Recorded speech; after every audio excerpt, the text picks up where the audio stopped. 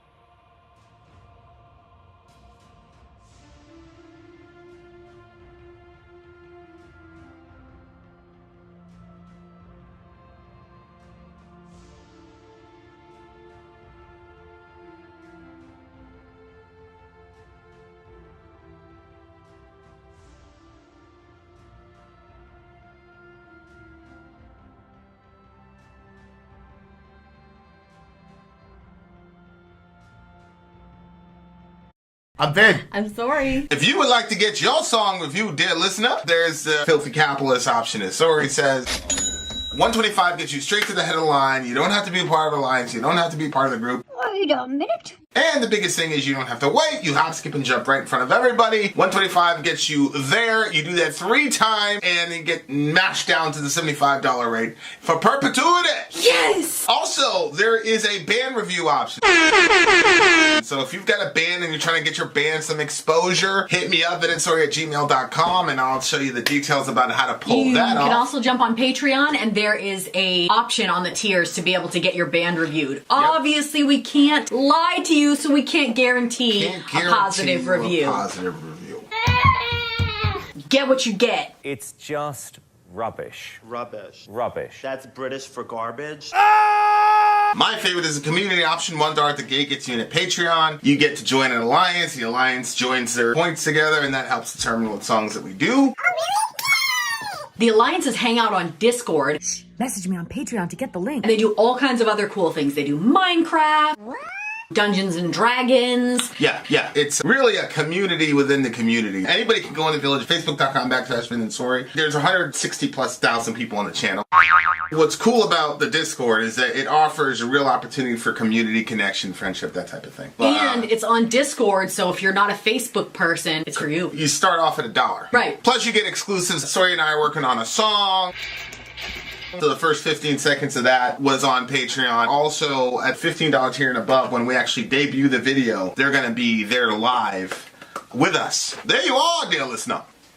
Buy our merch. Buy our merch indeed. A child shall lead them. To buy our merch. You can see there, breaking news. Stacy and Fernando, 18 years. Holy smokes. Gang. That's a long time. That's a long time. Really Goals. Long time. Yep. Goals, dear listener. All right. So tonight we have a very special stream, not only because it's their anniversary, but because they are naming this stream the Trivium Fest. The Trivium Fest! We are all at a festival right now. And the first song on our list is Trivium, Strife. And Fernando picked this one for the lady, Stacy. Obviously for their anniversary, and he said this is her motivation song. So we're gonna see what motivates you. Yeah, actually, that's interesting. This is the official video, guys. So if you guys know the deal, if Trivium blocks us, which this particular channel, one of the benefits of this channel is that we're so small, we fly under the radar. So inshallah, this will still work. So here we go. But if we do get blocked, don't worry about it. I'll type in the chat and hang out. I don't think we will. We shall return, inshallah. Okay, here we go. Song number 1. This is Stacy's motivational song. Let's see, Stacy, if this is as motivational as you say. All right, let's do it. Trivium, Strife, let's go.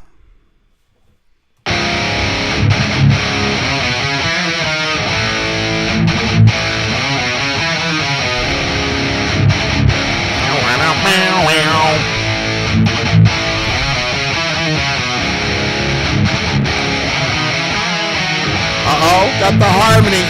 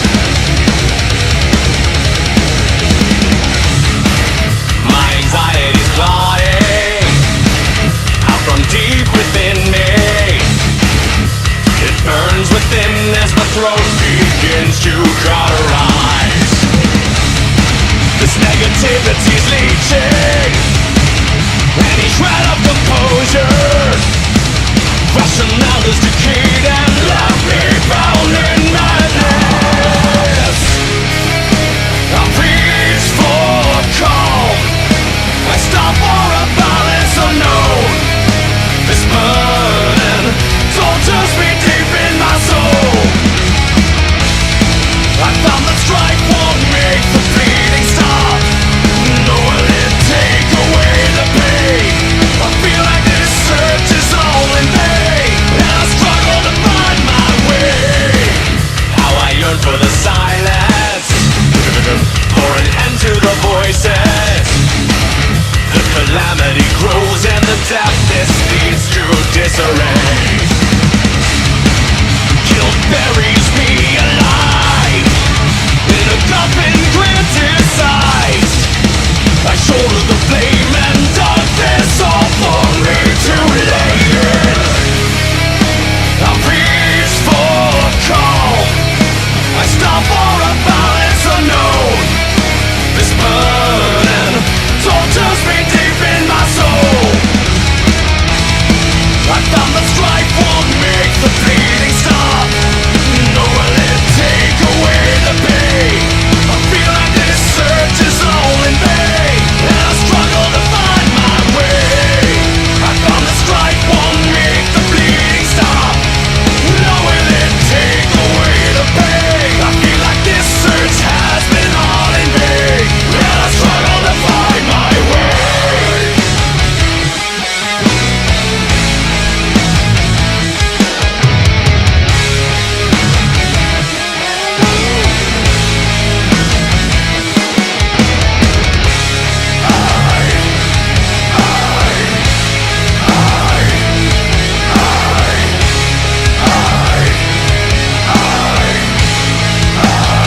I love shit like that.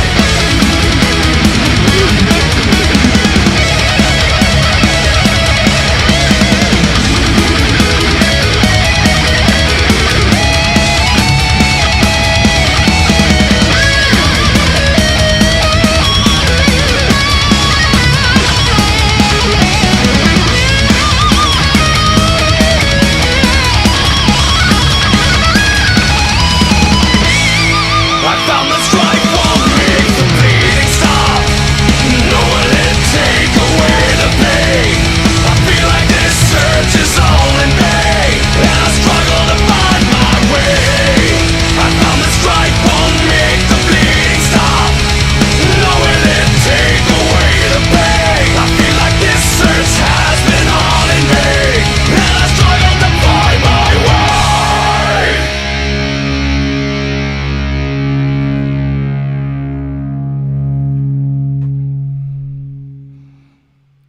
Shout out to the big homie Davy J. Glad to see you're alive and still kicking.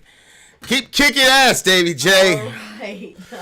Circle pit in Okay. the house. I have to say, Stacey, I'm very glad you guys started out with this very I do think it's motivational, and I think that it's actually a very positive song.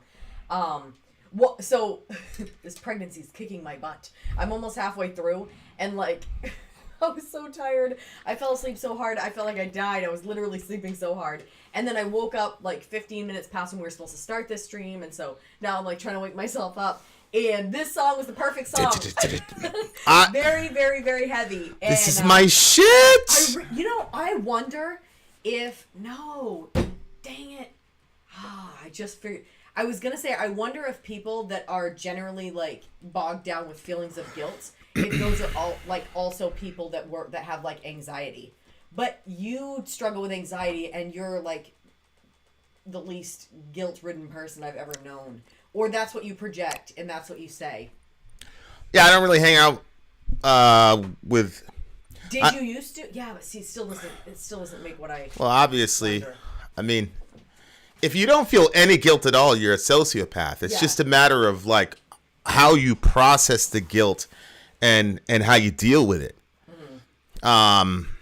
But yeah, my anxiety is clawing out from deep within me. It burns within as my throat begins to cauterize.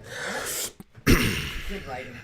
I was gonna say, man, like that just hits you. I'm really like glad that we're getting 4 songs, and I don't up from one band, mm-hmm.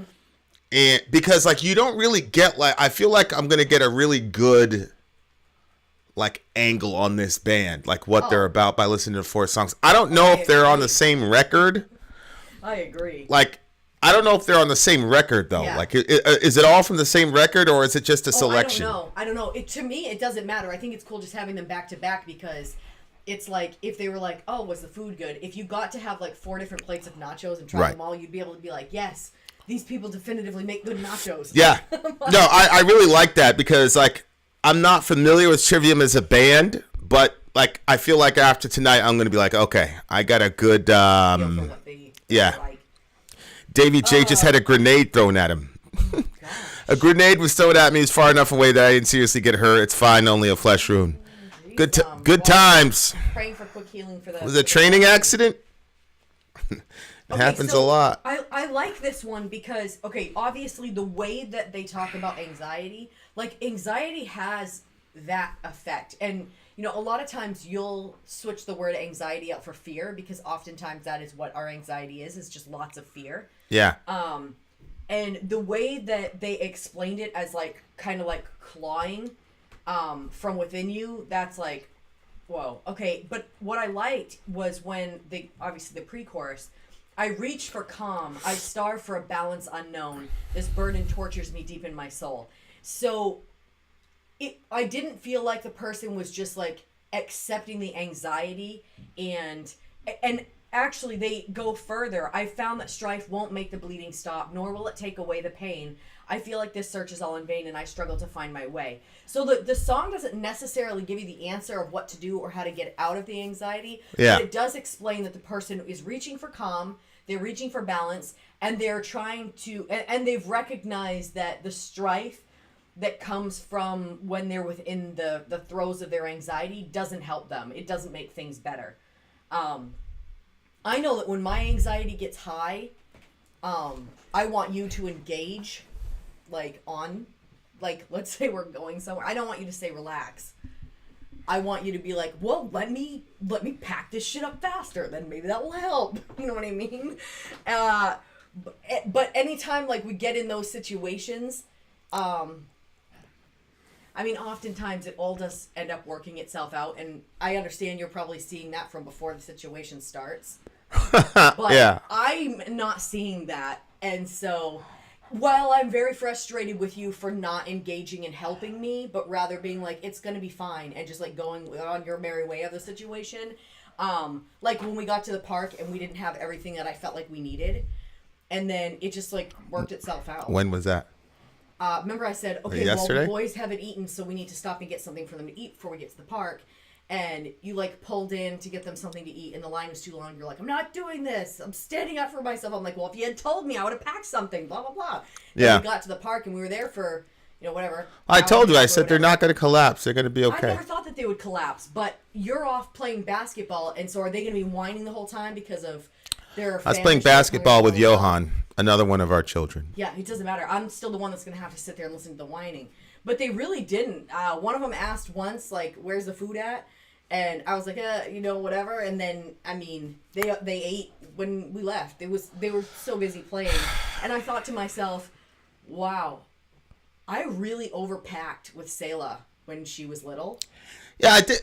Like, that's always a tricky thing when people talk about, like, helping somebody with anxiety. Because to me, saying, well, they're not going to collapse. And no, I'm not pulling into Burger King. Like, to me, I'm like, I'm helping because I'm like, she'll see. It's not that big of a deal.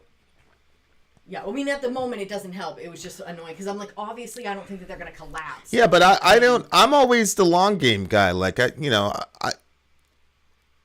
mean, there have been very few times when something that's significant and life changing hits you instantaneously. Most of the time, it's a gradual kind of situation where you have multiple examples to yourself, like, oh, it didn't turn out that bad. So a lot of it just has to do with like how people interpret what help is. Yeah. Okay. Well, what happens is because you're the so there's times where stuff hasn't like worked out, but then it worked out for me. But I just say, whew, I just got lucky there. I never say, well, that's the principle of it.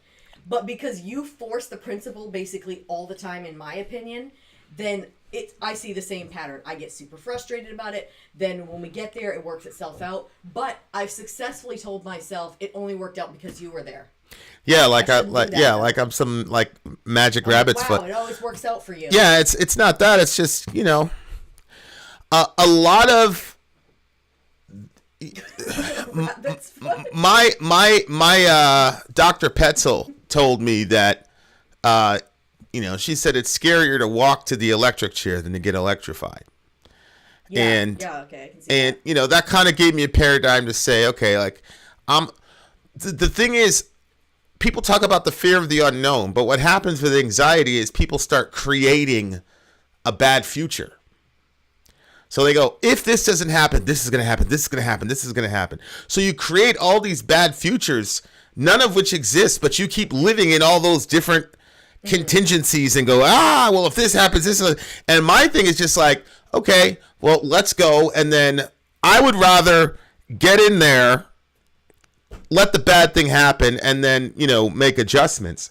But fretting about all the counterfactuals of what might happen in a given situation, it creates more stress than the actual situation itself. Yeah, I mean, I can see that. I've spent a large portion of my life around a certain crew of people that their subculture was to worry about impending death. Like, that person could die, this person could die, and so trying to do everything right by way of that person so that way when they die, you could essentially not feel guilty as much about their death because you did what you could while they were alive. And then I didn't realize, like, it was, the culture was so, like, it's weird because one of the people was in, like, a sort of a counseling type session, and one of the questions that got asked, they were like, well, death is a common theme of stuff that we discuss at the dinner table. And the person was like, what? It was like a really shocking moment. When the person told me that story, I didn't even think it was that shocking. I was like, that's weird, whatever. But then when I became part of this family, like, you don't want to joke about it. You don't want to talk about it. You don't want to, like, it's way. So I had to, like, anybody in our circle die? Well, like, my meme used to always say, well, I might go today, like, this might be the day, like, stuff like that. Like, obviously it's not, you're probably not going today, but just, saying those kinds of things. Speaking of which, rest in peace to Kevin Samuels. Damn. I know.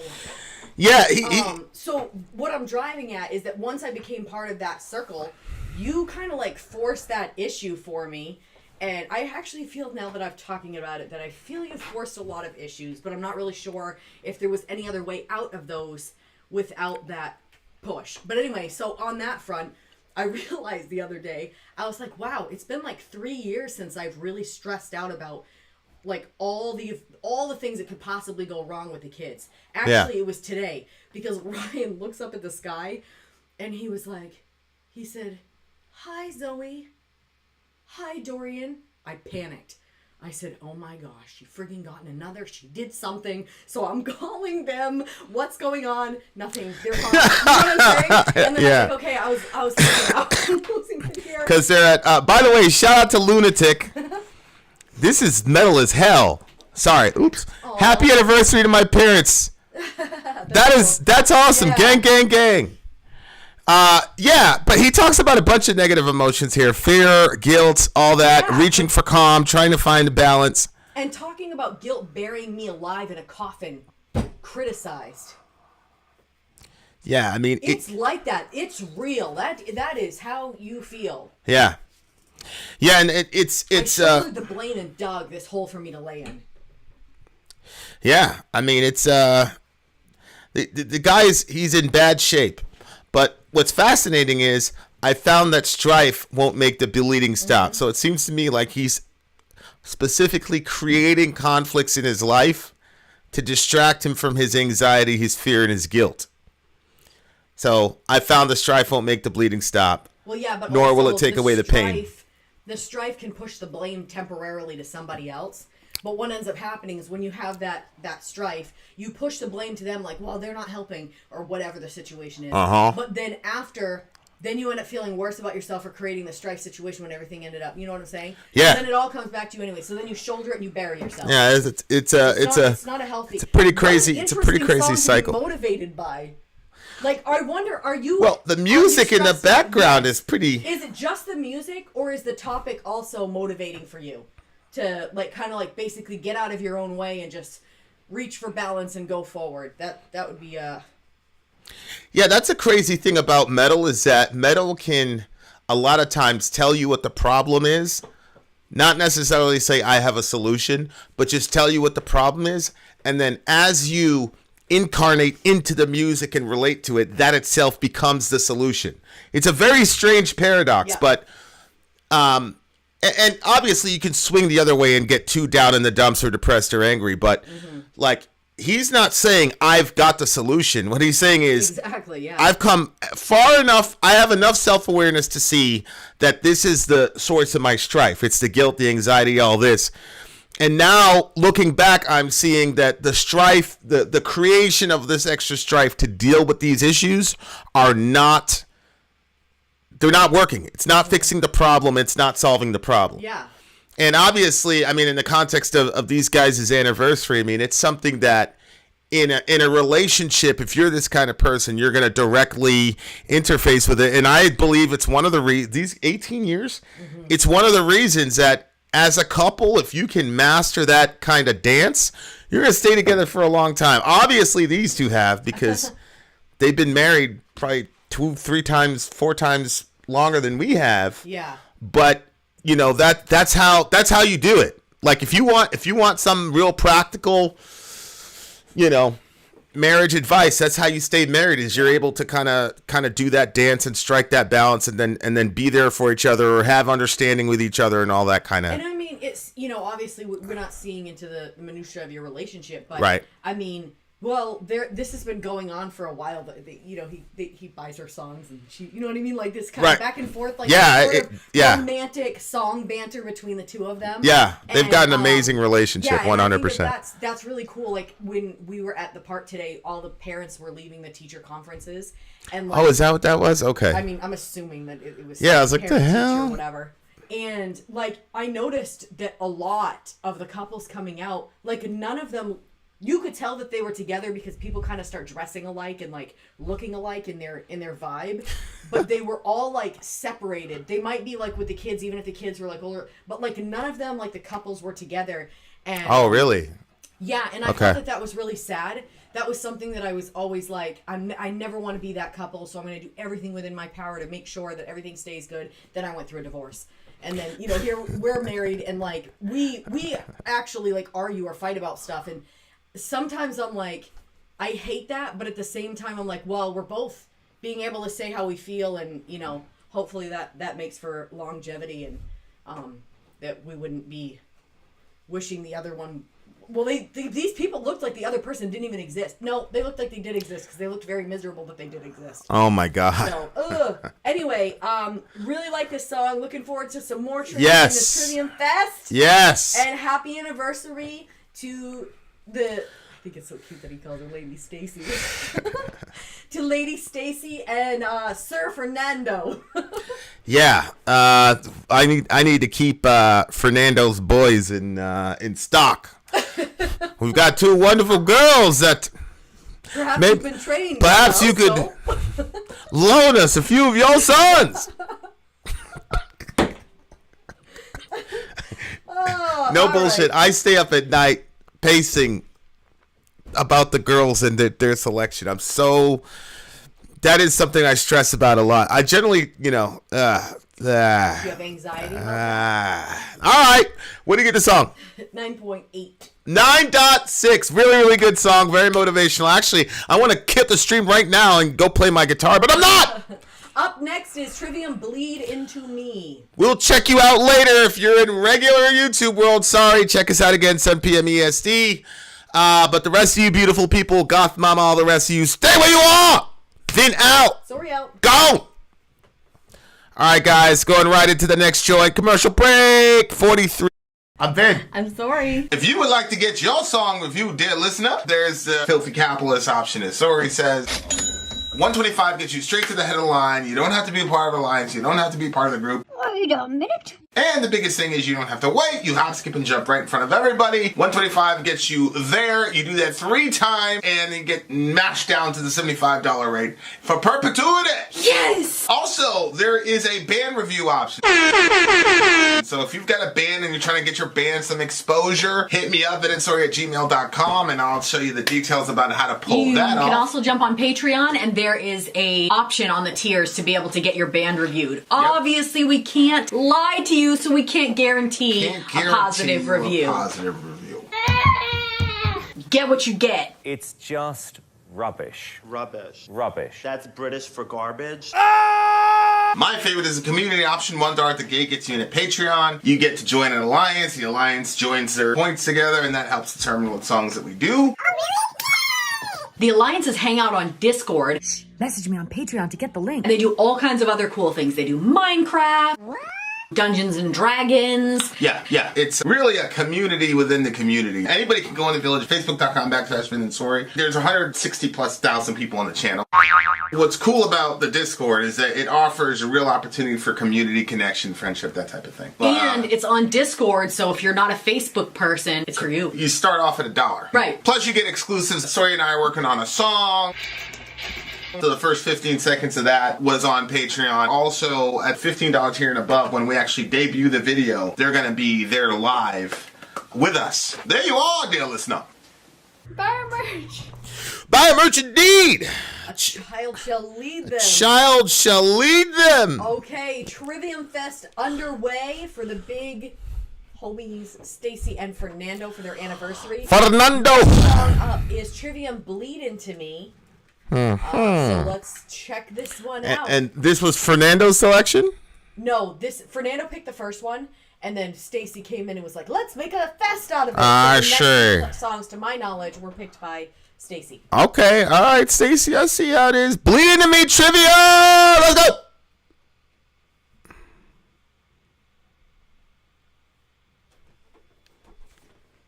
Do you hear anything? Through that? No.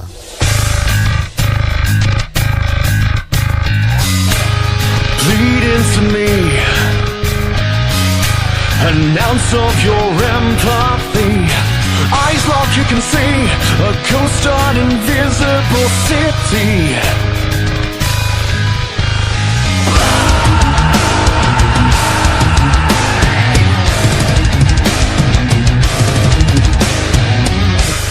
Bleed into me, those feelings you're harboring. The silence says it all. Tragedy, the look before the fall. Struggles and dreams mixed into one. The grim rituals have only begun. No use in leaving, I'll drift off before you are gone. Before you are gone. As it bleeds into me, that it's seeking for you. Tell them the story, tell them the truth. As it bleeds into me, that it's seeking for you. Tell them the story, tell them the truth. Let it bleed into you. Lay it down. Bleed into me. A bit of your apathy. Cast aside, forget me. Another disappears in the city. Struggles and dreams mix into one. The grim rituals have only begun. No use in leaving, I'll drift off before you are gone. Before you are gone. As it bleeds into me, that it's seeking for you. Tell them the story, tell them the truth. As it bleeds into me, that it's seeking for you.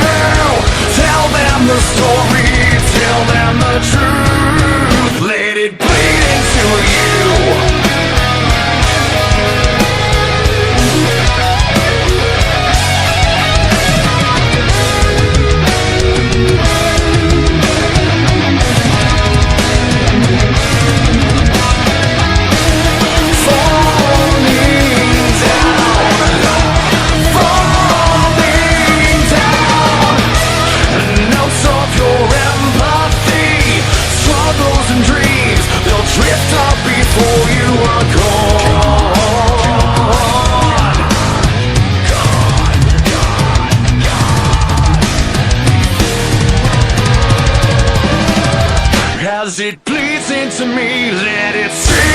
you?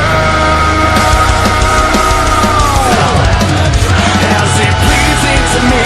Let it sink in for you. Tell them the story, tell them the truth. Is it pleasing to me? Let it sink in for you. Tell them the story, tell them the truth. Let it bleed into you. Bleed it down. Yeah.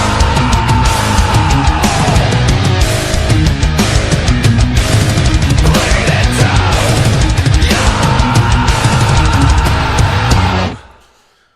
Ah, yes, Another Pinky. heavy one. That was really Yes. thick sounding. That was pretty deep. Lyrically, Yeah. it Yeah. it reminded me of the work we did. Oh. But go ahead. Yeah. Yep. What do you got? Well, it's interesting. So usually I don't do this, but I read the bottom of what it was about, and so you were right. That is essentially what he was talking about. Because they get to tour all over the place. So he was just seeing people in different situations. He saw somebody shooting up on the train or the bus or something like that. Some heroin, and he was just thinking of how, like, the pandemic and stuff, like, all of a sudden you notice jobs you didn't notice before. Like, the grocery store workers that were still going to work when everybody was terrified of being out in public. And, you know, obviously the hospitals and stuff like that. And you heard some horrible stories of, like we would ask them directly, the cashiers, like, how is it, like, working during the pandemic and stuff? And some of them were like, people directly sneeze on me. And I couldn't believe that was happening. Like, how rude can you be? Can you guys hear us okay? Said Mike's dead. But it's saying that they can't hear from you, which doesn't make sense. Can 1, 2, 3.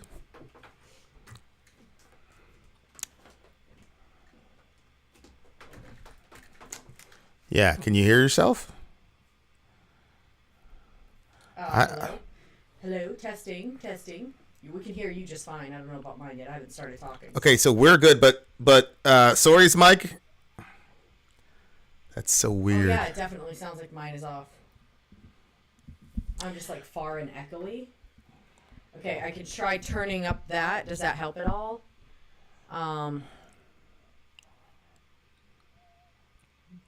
Yours is loud, hers is off. That is so strange. I mean, it helped a little bit. Whose when fault I is it turned now? that up. Now we're moving the gain to where they said was a bad spot yesterday, but it sounds echoey. Oh, you're hearing yourself now? I was hearing it before. Here, listen, and you'll hear what it sounds like. It's kind of like, I don't know, like I'm in a can or something. Say something. Yeah, it's like I'm talking into a can or something. It's kind of Good. I'm glad. Now you get to deal with the tinny vocals. Let's see.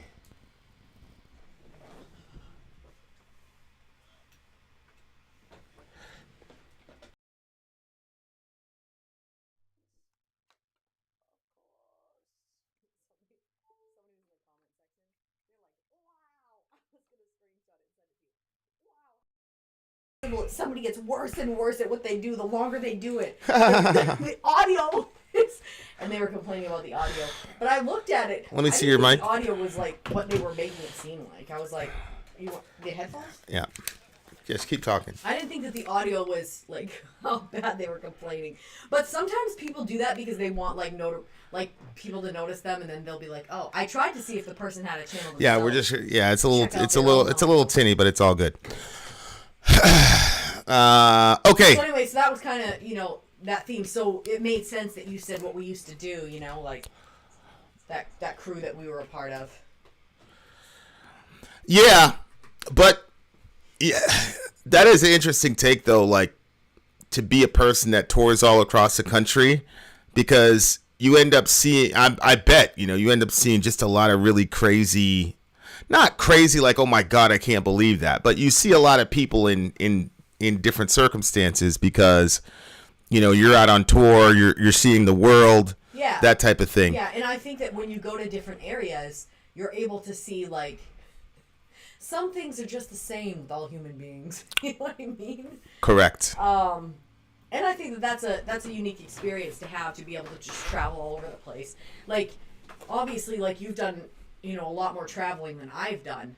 But the little bit of traveling that we've been able to do together, I find it extremely fascinating to see that cultures are different. Not even just like, just like here to California and, just how things are. I don't know. It's just very interesting. Yeah. But when he said tell them the story or tell them the truth, like, I found a lot of people when we were, because we were in the gutter of wherever we were, or whatever you want to call it. But I just found that people didn't necessarily want a handout or help per se, but a lot of it was just to sit down and listen to them explain where they were coming from. Yeah, because we ended up helping or working with, becoming friends with a lot of people that were homeless, and it was really interesting because I guess before actually, like, being around homeless people, I thought they were kind of, like, good with it. You know what I mean? Like, or I assumed that you would get yourself out of the situation. You thought homeless people were good with it? Well, like, because they didn't look super motivated sitting on the side of the road. You know what I mean? Like I'm never going to be good with sleeping in a cardboard box on the side of the road. I'm going to do whatever I have to do to get out of that situation. And they weren't. They were just like, well, let me just wrap myself in a blanket and crawl into this box. You know what I'm saying? Like, so to me, I was like, well, maybe they've accepted that. Like, or maybe, maybe there's, like, some really bad drug habit that, I just didn't know what it was. And you just see these people and you don't, and I never talked to homeless people on the side of the road. And we were really, the culture that I kind of came up in was, like, never give those people money because they're going to use it for drugs. Give them food instead. So I was fine with doing something like that. But then you were actually the game changer on that. No, I did talk to some of them, but I never asked them, like, their backstory because I kind of felt like people wouldn't want to tell you. But people, I don't know, you just start talking to people just start telling you everything. It's a very amazing thing. Anyway, like, there was this, one family where the father, it was a couple, and they had a couple of kids, and he was a fireman, and his wife ended up getting cancer, and then he was working, and the floors collapsed beneath him when he was in the building, and when they collapsed, obviously, like, his back, the bones in his went crushing up inside, and so he was never the same after that. Yeah, I remember that story. Yeah, and I was like, oh my gosh, like, the way that he was talking about how he used to work, it was extremely relatable to how my father works. And then I noticed his shoes were the same type of, like, work boots that my dad wears. And all of a sudden, like, he became, like, such a relatable person to me because when my mother went through a phase where she was extremely sick and I thought she was going to die. And I thought, wow, imagine if all that stuff had happened all at the same time and we didn't have, like, family to help us out or whatever. Like, what would have happened? And he didn't look like he wanted to be in the situation that he was in, but it looked like one thing after the next just kind of kept happening, and he kind of would find himself there in that place. And so just kind of hearing from people and hearing their stories and realizing that it's not like somebody woke up one day and says, hey, I'm going to be homeless, or I don't want to work. Yeah. The more we talk to them, the more that we realize that once you become homeless, you're carrying everything of value on you. And every other homeless person and crook out there knows that. And so when they would go, they would avoid the shelters, because once you go to a shelter, it's very easy for somebody to rob you because they know that everything that you have is either in your pockets or on your backpack. And then once your paperwork gets stolen, you now can't get a job because you don't have any identifying paperwork. And so to be able to get, I don't know if you guys have ever gotten a name change or you have to get your license, like, it's freaking impossible. You get down there and they're like, well, we're going to have to see your birth certificate. You're like, my birth certificate? like there's all these different things like that you need to be able to get one document. And so it's impossible. And a lot of them are not in their hometown, so they can't go down to the town office. Plus, they don't have the $25 or whatever it is to get the original document. So it really is like just like this situation where it's just one problem after the next. It's a cycle. Yeah, it really is. So, yeah. Which obviously, I think that's probably the most direct, because he's talking about empathy. I think that's where the whole bleed into me thing comes in, where it's like, it's interesting is people like don't internalize, stuff. Like, so somebody's saying something bad to you or whatever, I'll tell Johan, don't internalize that. Don't take that within yourself. Yeah. But that doesn't mean that emotion is something that should not be internalized. We should internalize the pain of other people. And I think that's where the bleed into me comes, because then it gives you the motivation to help. But on a relationship side, this is also a very, very important principle, because you really lose track sometimes as to the fact that your partner is somebody that you should also show empathy to. You should also, feel sympathy for, et cetera, et cetera. And they're also the person whose shoes you should fill, and et cetera, et cetera. So I think obviously the big picture thing works out a lot, but it's something where I see that a lot sometimes as couples, where it's like, they're, especially like in the heat of battle, forget it. People, you don't empathize necessarily with your person in the heat of battle, when that would change a lot of the conflicts. If that could happen, at least, not necessarily who's right or wrong or who needs to apologize, but just overall, like, okay, this is how you felt, understanding the other person's view, not necessarily agreeing with it, but letting them bleed into you in the sense that, because it's funny, like if a person's hurt, generally if one of your folks is hurt and they come to you like, oh, this hurt me, a hammer fell on my foot, and you sit there and empathize. The problem is when it's, you're the person that upset me, you're the person that hurt me, then our first instinct is defense and not empathy. So if our person came to us, if anybody in the world hurt them, we'd be like, oh, that's terrible, blah, blah, blah. I mean, obviously, there's a little bit of, where is he, type of situation. But the point is, if it was the other 8 billion people on the planet that hurt our mate, then we wouldn't think defensively at first. Our first instinct would be to empathize. But when it just so happens that we're the ones that did it, then the empathy gets pushed back and you go into defense mode. So I think even like, if you apply this song to relationships, it's also another tell the story, tell the truth. Like if you came at relational conflicts or issues with that paradigm, then obviously in an ideal world things would go a lot smoother, whatever you want to call it.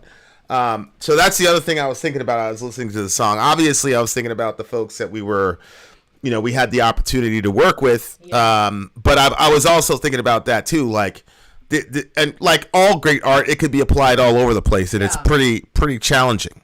Yeah, that's This is interesting. Interesting thought. After getting my psychology degree, I can't get upset with any one of the situations because I now see where the behavior is coming from and why. Yeah. I mean, that's one of the biggest things is just like, that's kind of the mode that I've been in, is like trying to stay in, which is more of like trying to understand. And really, I try to understand myself. Like I invest a lot of time in trying to understand why I am the way I am with certain things. But yeah, I agree, Lisa. Like if you look into any sort of psychology or whatever, you start to see that a lot of the things people do are not things they're doing on purpose to be whatever. They're just doing it because they're reacting to trauma, a crazy upbringing, bad thought patterns they inherited from their parents, the list goes on. And then it becomes less and less likely that you're going to have an uncharitable, judgmental view of them. But anyway, I thoroughly enjoyed the song. Pretty freaking challenging. What'd you give it? That was a lot to take in. What did I think about the song? This is so weird.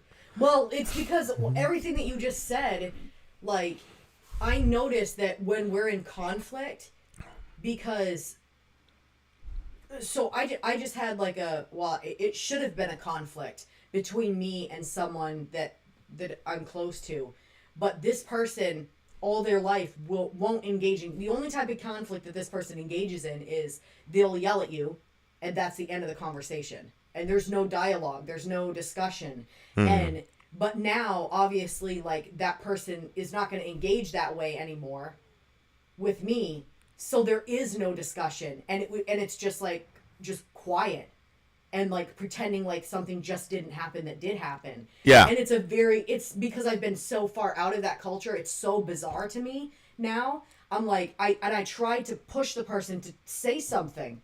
Tell me what's going on, because obviously you're hurt. Tell me. But they won't talk about it. And then, like, I realized, you know, by what you just said, and also by our last engagement with each other, I realized that, and I don't know how to stop doing it, but like inside, when you're saying something, I'll feel very emotional because all of a sudden, it'll be out of nowhere. I don't even know what makes me, because like at first you're right, I'm defending myself mode, and I'm trying to, like, you know, protect myself from whatever is upsetting you about me. And so I'm in defense mode, but all of a sudden somewhere in the conversation it switches, and all of a sudden I'm like, wait a minute, he's actually trying to tell me how he feels. Like, that's what's happening here. And then I get extremely emotional, but once I hit that point, I like turn into a rock wall. Like, I don't show that emotion at all. And I feel it so much inside that I turn like stoic outside. And I don't know, and I've never been like that, but I've also never been engaged in disagreements with somebody or arguments with somebody before. This is literally the only relationship that's happened with. Like, I haven't done that with somebody where. Wow. So I realize that I'm doing it, but then by that point I can't, like, I don't know how to break my own rock wall to be like. Yeah, I mean, it happens over time. Like, you know, it's learned behavior, which is good and bad. It's good in the sense that, okay, if I learn it, I can unlearn it. It's bad in the sense that, yeah, but if I've been doing something, the same thing,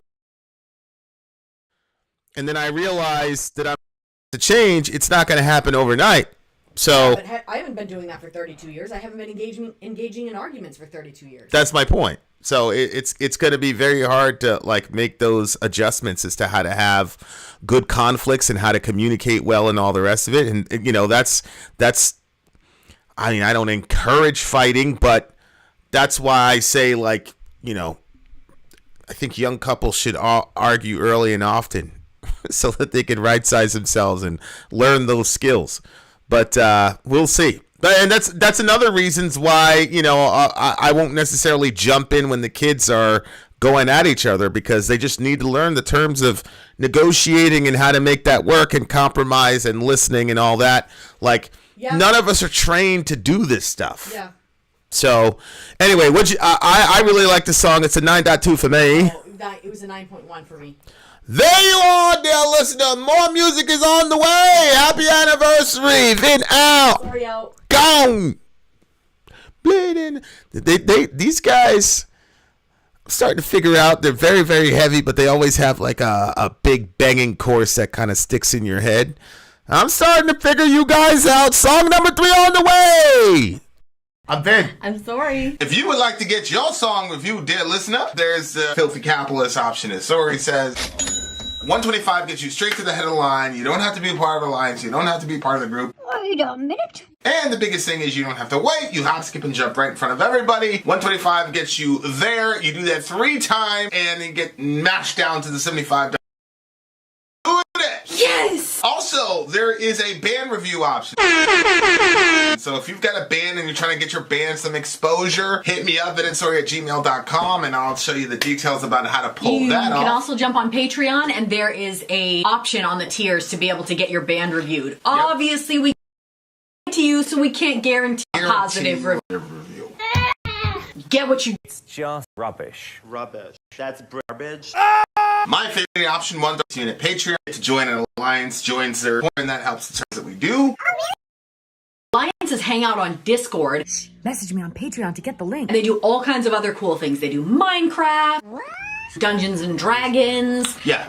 It's really a community within the community. Anybody can go in the village, facebook.com/sori. There's 160,000+ people on the channel. What's cool about the Discord is that it offers a real opportunity for community connection, friendship, that type of thing. And it's on Discord, so if you're not a Facebook person, it's for you. You start off at $1. Right. Plus you get exclusives. Sori and I are working on a song. So the first 15 seconds of that was on Patreon. Also, at $15 tier and above, when we actually debut the video, they're going to be there live with us. There you are, dear listener. Buy our merch. Buy our merch indeed. Shall lead them. Buy our merch. Hopefully, my mic's doing a little bit better. Did some manipulation on your microphone, so inshallah. Inshallah. Trivium Fest with Shall the big lead homie them. Fernando and the lady Stacy. It's their anniversary. Did and some so they are manipulation throwing a on your party microphone, with us. so inshallah. Okay, up next Inshallah. is Trivium-Losing My Religion. Shall The big lead homie them. Fernando and the lady Stacy. It's their anniversary. Try that again. I think we're in good shape with your mic. Say something again. Okay, so up next is Trivium-Losing My Religion.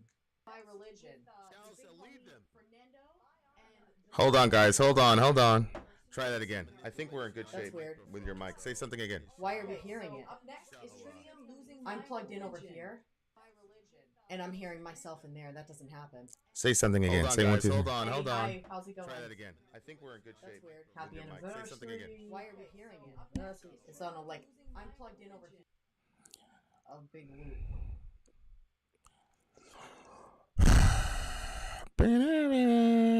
Stand by, dear listener. Talk. I'm messaging them. I don't know if you guys can hear it. Wow, more mic problems.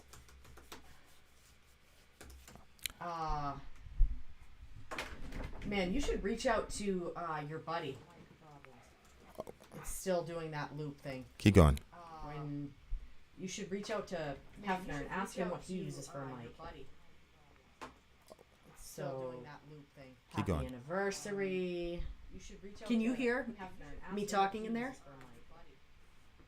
Go ahead. Can you hear me talking? It's like I can hear this whole thing. Can you hear in echo? Me talking in there? Like it's a perpetual loop. Go ahead. Can That's. you hear me talking? Well, it's a perpetual. How many? What about now? Is the loop still there? Nothing's there. What do you mean nothing's there? There's no sound at all. You can't hear yourself? Nope. I shouldn't be able to hear myself. I'm plugged into this one. If I'm plugged in here, then yeah. Then yeah, what? Then I should hear myself. If I'm plugged into my computer because I'm listening directly off YouTube. But if I'm I should be able to hear myself. Yeah, you're. It's just repeating. You son of a bitch. That's what happened. Don't worry, guys. Stand by. It's just reading as your mic is being completely off now. Stand by, guys. A little bit of technical difficulty. We shall return. Ugh. Yeti stereo. Oh man. Goth Mom, are you taking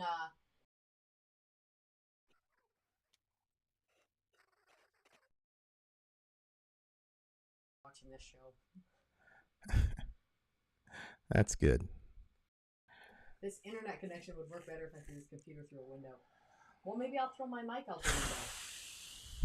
Yeah, figures. We finally got our internet issues. Remember we used to have so many internet issues? I know, and people used to make up all types of, oh, it's this, it's that. They had no idea what they were talking about. Then we finally got that.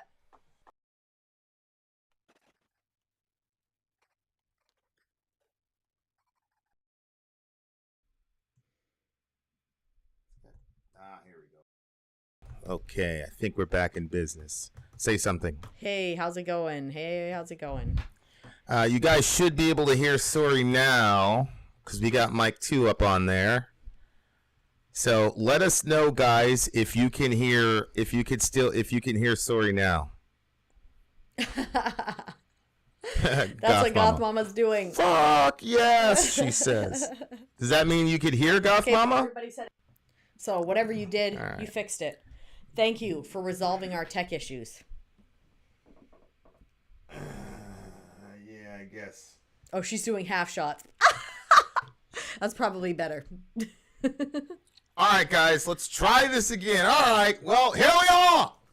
Love is in the air, dear listener. Love is in the air because this is the 18-year anniversary of two of some of the most brilliant people in the village.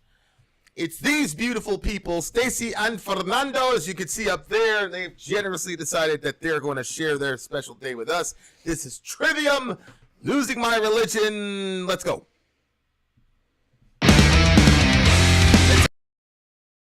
It's a metal cover.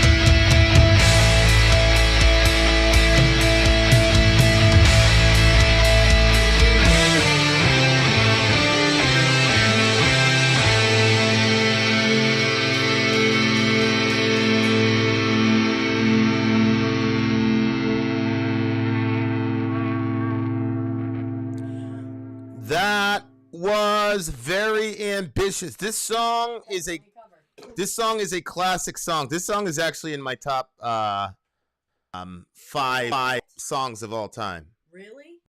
Rock, whatever. This song is like, you know, like. Well, I can't wait to hear what you think about this My friend, version, then. my friend and I, we used to laugh like, you know, our parents like to like the oldies that our parents listened to. Like, I kind of took it more serious than the music that we were listening to at the time. It's like, our kids gonna be listening to Slipknot like old school music? You know, like how we looked at our parents' music as old school music. Are they gonna look at Slipknot as like old antiquated music?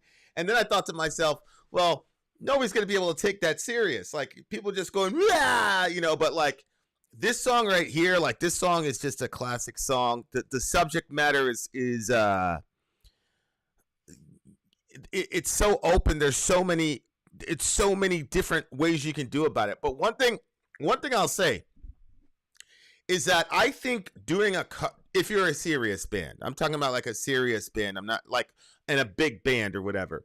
I think doing a cover is one of the most dangerous things that a band can do, because a true cover is to Middle Earth's point.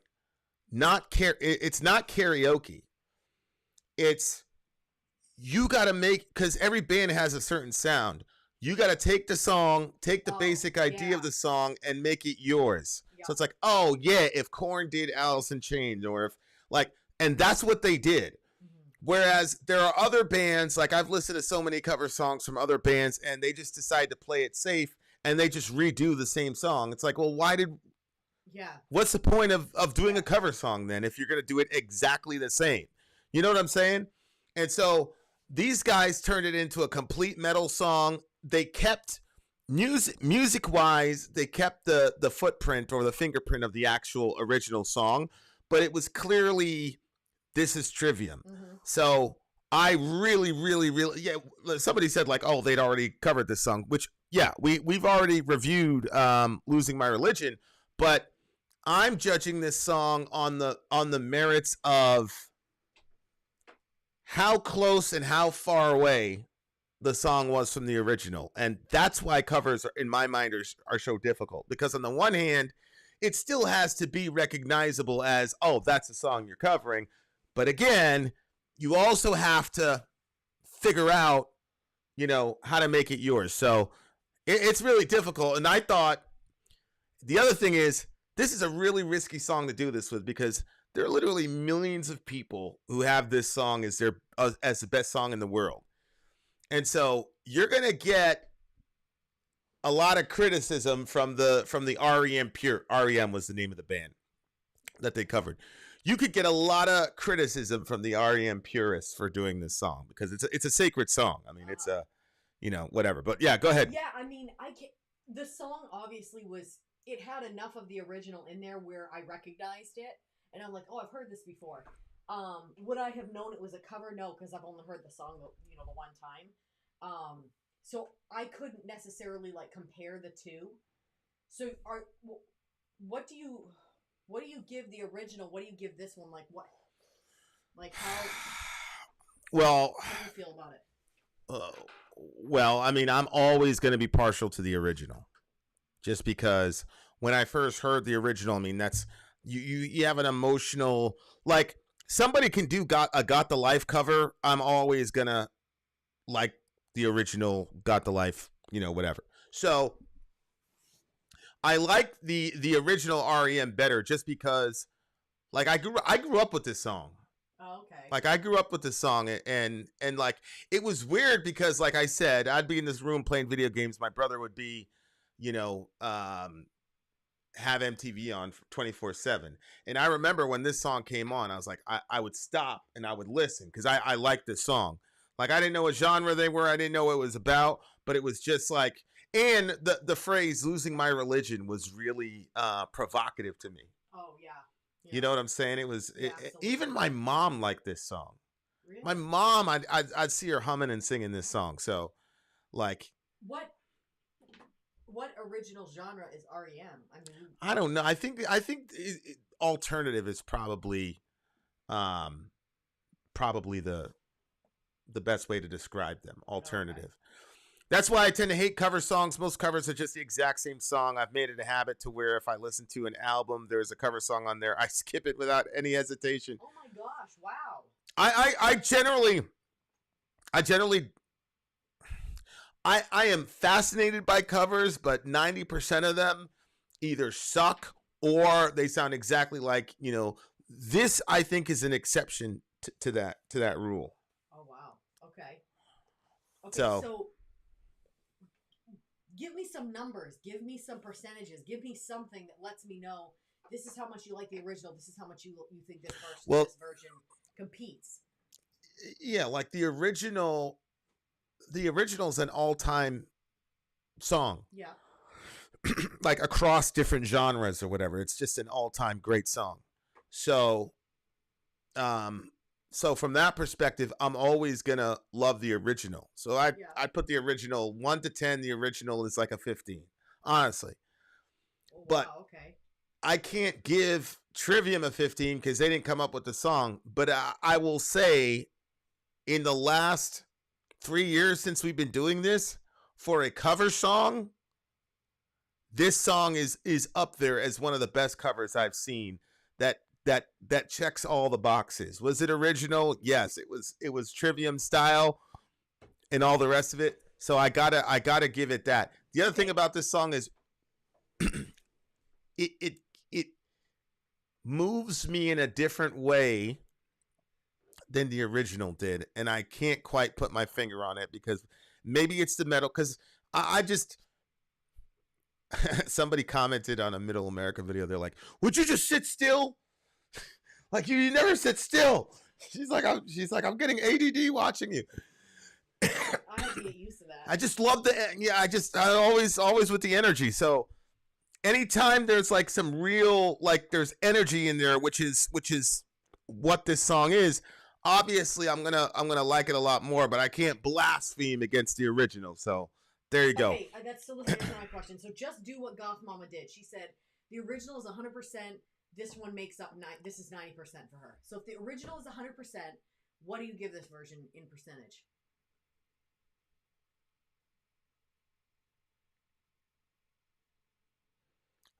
Yeah, I know what you're asking me. I just You don't know how to answer that? I can't answer that question. All I'm saying is this is the best cover I've heard in a very, very long time. The problem is for me, this is a classic. This is an all-time song. So like those comparisons to me are just crazy because they didn't come up with the lyrics. They didn't come up with the thing.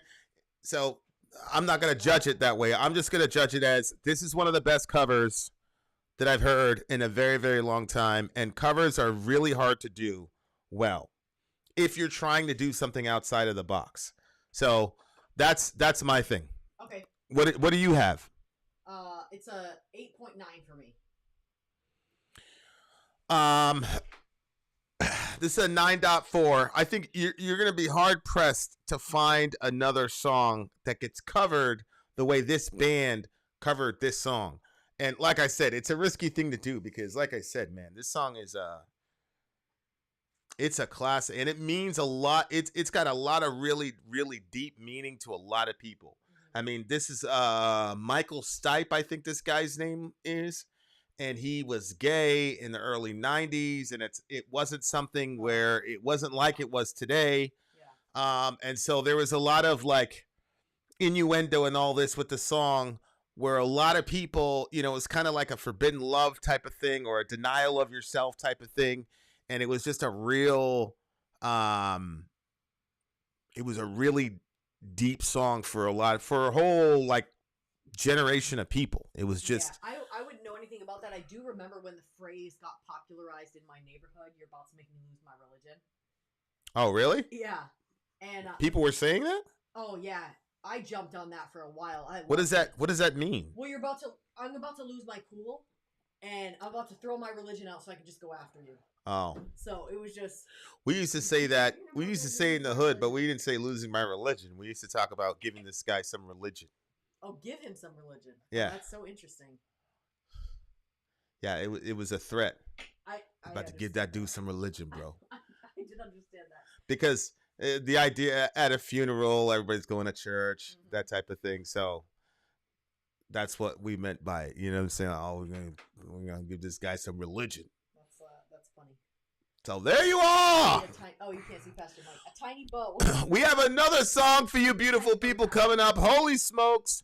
Trivium. I got to give a lot of respect to Trivium. We didn't hear the last song yet, but holy smokes. This is a band that we were sleeping on.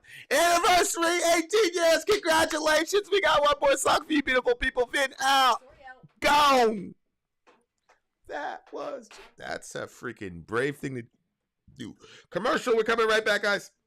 I'm Vin. I'm sorry. If you would like to get your song reviewed, dear listener, there's the Filthy Capitalist option. As Sori says, $125 gets you straight to the head of the line. You don't have to be a part of the alliance. You don't have to be part of the group. Wait a minute. And the biggest thing is you don't have to wait. You hop, skip, and jump right in front of everybody. $125 gets you there. You do that 3 times, and you get mashed down to the $75 rate for perpetuity. Yes! Also, there is a band review option. So if you've got a band and you're trying to get your band some exposure, hit me up at sori@gmail.com, and I'll show you the details about how to pull that off. You can also jump on Patreon, and there is a option on the tiers to be able to get your band reviewed. Obviously, we can't lie to you, so we can't guarantee a positive review. Get what you get. It's just rubbish. Rubbish. Rubbish. That's British for garbage. My favorite is a community option. $1 at the gate gets you in at Patreon. You get to join an alliance. The alliance joins their points together, and that helps determine what songs that we do. The alliances hang out on Discord. Message me on Patreon to get the link. They do all kinds of other cool things. They do Minecraft, Dungeons and Dragons. Yeah. It's really a community within the community. Anybody can go in the village, facebook.com/VinandSori. There's 160,000+ people on the channel.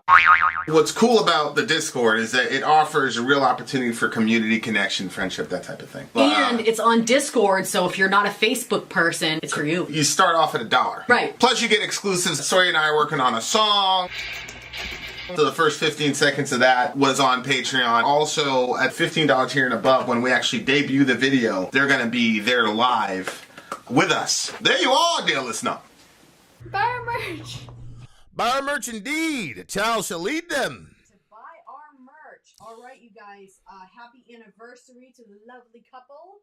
Yeah, I think Johnny Cash's Hurt is probably the greatest cover of all time, right? I mean, he did such a good job of it that we didn't even know that it was a 9 Inch Nails song. We thought 9 Inch Nails.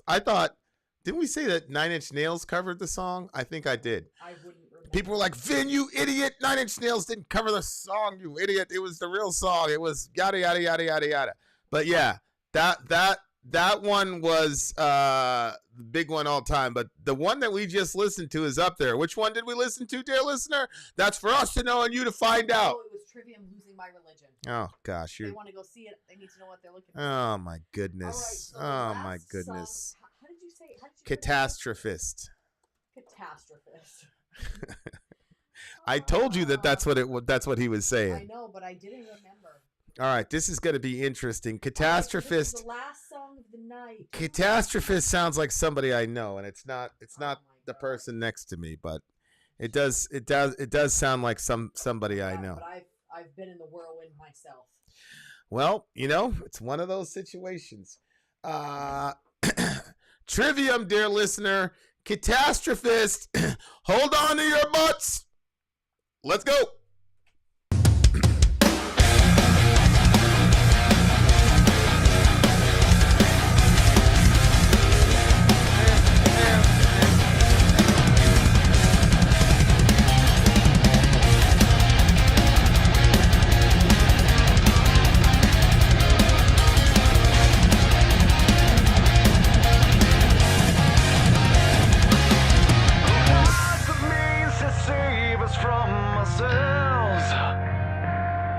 To pull us from the vicious cycles feeding back again. Conserve and free to generate. We death is just to liberate. Bought and sold before we could even bleed. I feel like we're falling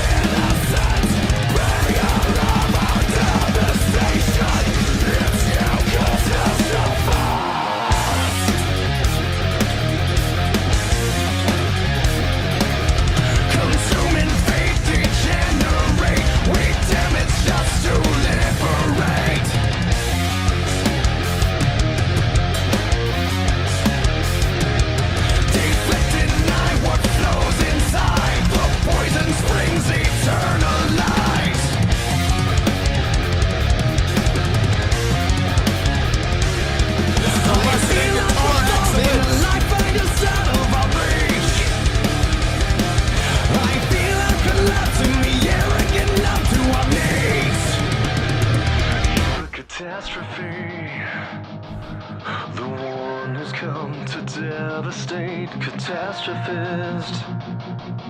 You stole our innocence!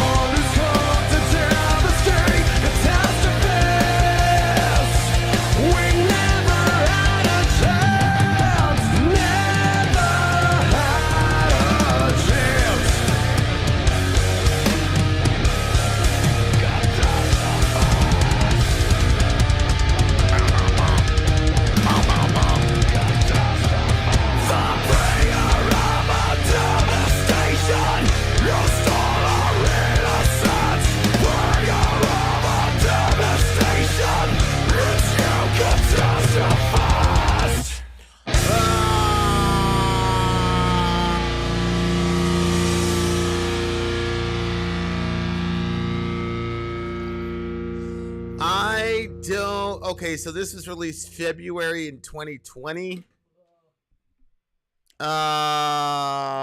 February of 2020. When did COVID hit? Was it 19? No.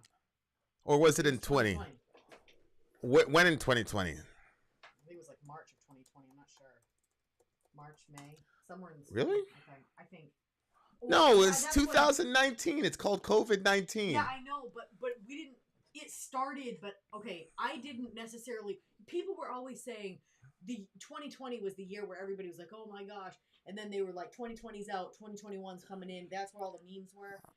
Okay, so December 12th, 2019 is when it started. Right. So and this was written in February of 2020. Right. So what are you saying? December, that's the end of the year. So it really hit us in 2020. I mean, we were hearing about it, like random celebrities were getting it. It was happening other places, but we didn't. Well, no, feel the effects of it. I was hearing about it pretty, just because of Middle America and keeping your eyes on December 12th is when it came. Okay. So 2 weeks later, it would have been the first of the year. So I think. Yeah, I think he's talking. I think he's probably referring to COVID and all the shit that happened with COVID. Probably. It hit because too close to home. This sounded like a person I know. Well, yeah, there's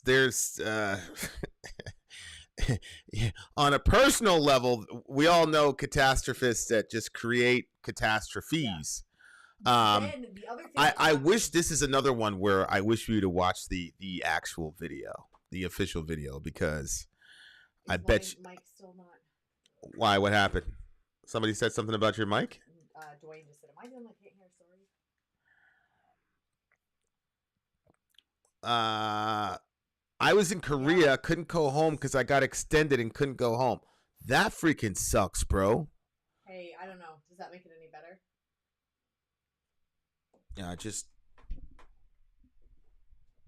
Just a little bit. Come over here. It's the last song. So. Okay, how's that? I'll fix your mic later at some point. Okay. I don't even understand why your mic would go off. Yeah, it That's does weird. sound like it's off. Okay. Okay. Anyway, yeah. So for me, like, this is gonna sound really weird, but because I kept thinking about that person throughout the beginning of this song and like the way that their effect on everybody else around them, I was like, oh my gosh. And especially the part where it was like when it talked about like taking away the people's innocence, I was like, wow, this is like written for this person. But then like on the last little bit of it, I was like, actually the other thing that this could be, because I wasn't thinking about COVID at all. The thing that I was thinking was, holy moly, this could, from a Christian worldview, this could be yourself and the sin that's within you. It would be really, really fitting in that sense. But I mean, like, who has the means to save us from ourselves, to pull us from this vicious cycle, feeding back again, consume, feed, degenerate. We damage just to liberate. And so that line, we damage just to liberate, I was thinking about how many times we've done stuff to be able to like get free of something, but it's actually been worse for us. So like the first song, when it was talking about like they realized that from their anxiety and stuff. The Strife doesn't fix that. And so the Strife could be a means of liberating you from the anxiety, but then realizing that it doesn't work. So then that part, we damaged just to liberate. I was like, oh, that would be really fitting too. But then turns out you think that this song is probably about COVID. Well, I think COVID is the most recent catastrophe, but I think it's a lot of how the government uses catastrophes for their own ends and their own means. I think the biggest real issue that I have with COVID and the way that our government handled COVID is that the next time there's a real issue, Yep. people are going to be like, nope, you're going to have to twist people's arm. Like there's probably, maybe in our lifetime, going to be another situation where there's a security issue or something, but because they were so abusive with it, now I'm just hearing again, Johnson & Johnson's got blood clot issues, heart issues. I mean, there's all these crazy things that are happening. And oh snap, he got stuck in Korea. He couldn't come home. So that's when he started watching Vin and Sori. Oh, wow. That's pretty cool. Thanks. See you later, Andre.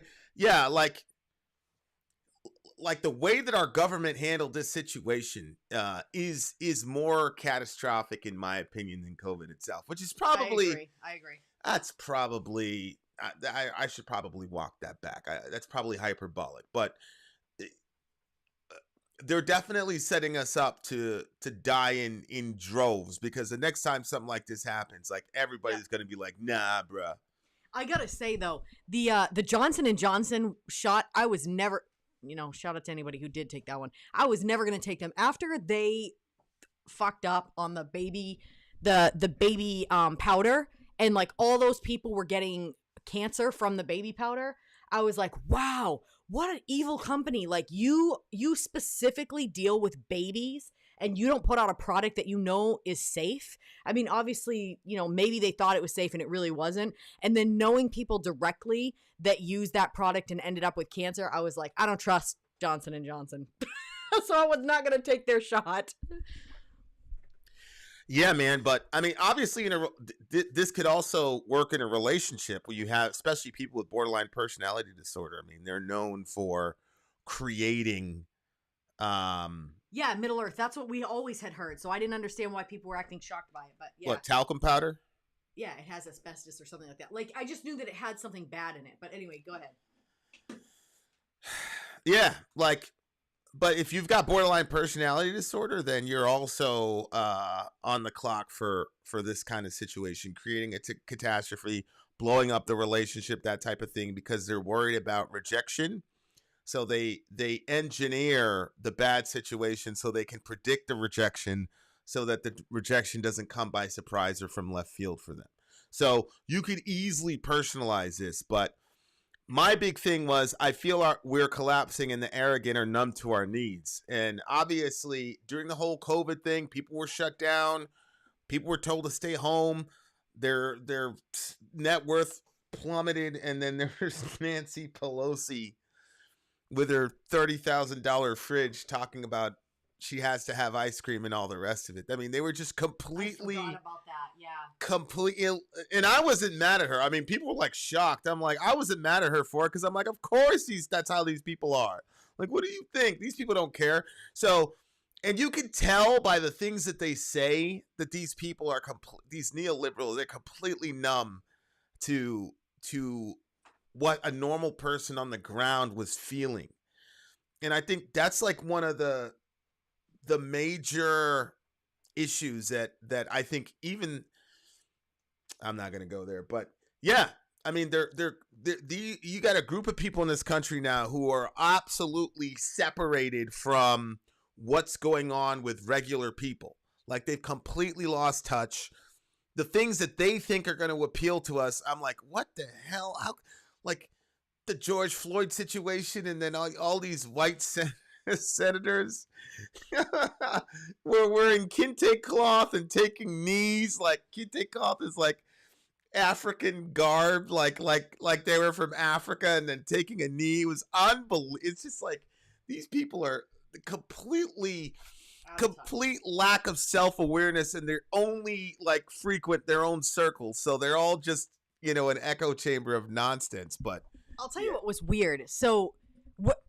You don't have to lean over, just grab the thing. I mean, it's pretty sturdy. So like I remember watching different movies or whatever growing up, where there would be like, you would see classism, and I didn't realize that was, there was a name for it, but the rich would be set up so that way when there was some sort of catastrophe, they didn't necessarily feel it, but like the paupers did. They would be the ones starving and in the streets, and you know what I mean? And so in those depictions that I always saw, there was always like a clear line. So I always felt like, oh, okay, well, we're in the middle class, so even though you call us middle class, we wouldn't be on the streets just like begging for scraps. You know what I mean? So I would look at that situation and be like, wow, that would be really scary to be like those people. And then when COVID was hitting and you were seeing, I was like, wait, we're in that situation where like, I don't believe that like the higher ups were struggling to find toilet paper. You know what I mean? Right. Like we're going in, the shelves are empty. You almost got in a fight over a roll of paper towels. Yeah, I remember that. Yeah, so, trying to check me at the store. I was like, my guy, like, you better get the fuck out of my face. So we're like in this situation, and I'm looking at the shelf where the chicken usually is, and it's like completely bare. I'm like, wait a minute. I think that we're like in that class. I feel like that the line has been drawn, and like all of us that thought that we weren't going to be, we're all there. We're all, we're all struggling. Right now there's like a major formula shortage. I'm like, if we had a baby that was having formula, I'd be so friggin' stressed out right now. Like, holy shit. Anyway. Yeah. No, yeah. There's a formula shortage right now. Like, shit is crazy. Like, but to your point, all those people had toilet paper. Nancy Pelosi, all these people. For sure. All these people got formula. Like and that's the thing. Like and then what happens is they watch on TV people fighting about it, and it actually creates even more selfishness on their part. More of a gap between us and them, because then they look at us and go, look at these are undignified people. We can't. Barbarians. Yeah, we can't listen to what they have to say. Look at them. They're sitting there running around fighting over toilet paper. So and that's love right there. Fernando said, I told Stacy I'd send her toilet paper at the time. Oh, that's so cute. Well, I mean, I will say Did your dad show up with a year's supply of toilet paper? That was one time, yeah. I ended up, I told Vin, I'm like, Vin, there's no toilet paper anywhere, and we have such a big family. So I ended up buying like, what is that? Like industrial toilet paper, the big giant rolls that should go in like the Walmarts. And that took forever to get that stuff used up, because it was such a nuisance not having it in like a regular standard roll. Korean TP. Fernando, send me some Korean TP, bro. Yeah, what is this like? South Korea's got the best internet in the world. In the world, like literally in the world. So maybe they've got the best toilet paper as well. What'd you get this song? You're a catastrophe. Oh my word. This one's hard to rate, because for the majority of the song I was thinking of that person, and that it's such an annoying topic to me when I stop and think about it. Like a lot of times I actually don't let myself stop and think about it, because I have to suck it up and be an adult in the situation and help those weaker around me. You know what I'm saying?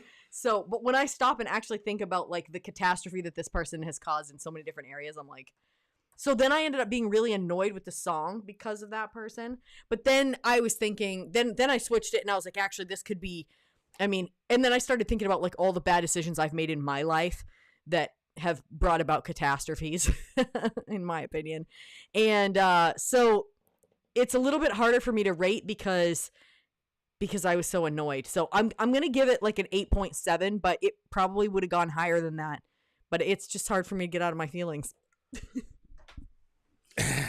That some people would say makes the song even better. This is a 9.5 for me. These guys are smart the way they write songs, because there is a like big picture society view, but the way they write, it can also be relational, and it can also be personal at the same time. Yeah.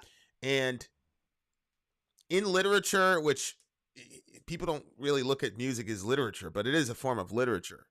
Striking those balances are very, very difficult, because if you do a song that you're like, okay, I can make this relate on a bunch of different levels, a lot of the times the lyrics become clunky, they become weird. Why'd you put that in there? But if you're just really naturally gifted at doing that to where it can relate on a bunch of different levels, then you're at a different level of musicianship and writing. And so, like, that's one of the things I find. If you look at all four of the songs, obviously with the exception of the cover song, if you look at all the songs, there could be a personal, relational, and societal, and even global implication, and you could steadily apply it across the board, and it would still be the same. That's very, very, very hard to do. On top of that, it was numerous from numerous records. It wasn't one album where it was like that, where they just basically got lucky. It was across the board. So anyway, I really like the song. 9.5 overall. Really, really good introduction to the band. And happy freaking anniversary. Holy smokes, man. We got to give, hold on. It's got to get really loud. It's about, what would people say? R.I.P. ears. was that it? That's because I muted that. Hold on. Let's try this again, dear listener.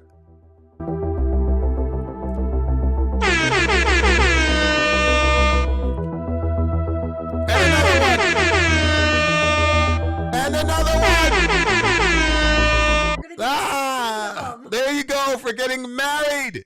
For getting married and staying married. Goals, dear listener, goals. Having said that, enjoy the rest of your night. Enjoy it, Fernando. Enjoy it, buddy. Okay, what were you going to say? I'm just waiting for you to say Vin out so I can lean in and say sorry out. Oh, okay. There you are, dear listener. Having said that, shout out to Stacy, shout out to Fernando, shout out to Goth Mom, shout out to Sean, Zombie Holic, all you beautiful people, Perkinos. How can you don't text me anymore? How can you don't text me anymore, Perkinos? Why? Anyway,